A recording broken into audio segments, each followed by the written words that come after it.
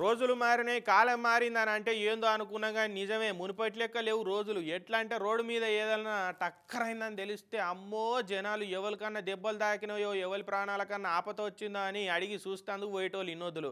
కానీ ఇప్పుడు అట్లా లేరు తెలుసా?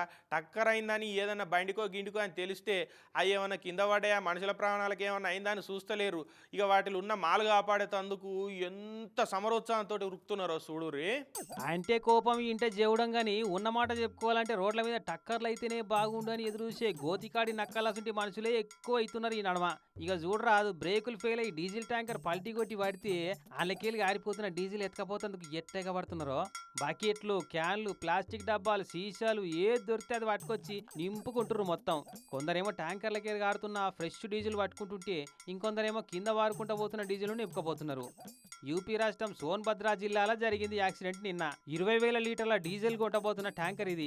బ్రేకులు ఫెయిల్ అయితే పల్టీ కొట్టి రోడ్డుకు అడ్డంగా పడితే ట్యాంకర్ నడుపుతున్న డ్రైవర్, క్లీనర్లు ఇద్దరు చిన్న చిన్న దెబ్బలతోటి బతికి బయటపడ్డరట. కానీ రోడ్డుకు అడ్డంగా ట్యాంకర్ ఇట్ట పడిపోవుడు, డీజిల్ ఎత్తుకపోతేందుకు జనాలు ఎగబడుతోని రోడ్డు మీద అర్ధగంట సేపు ట్రాఫిక్ జామ్ అయిందట.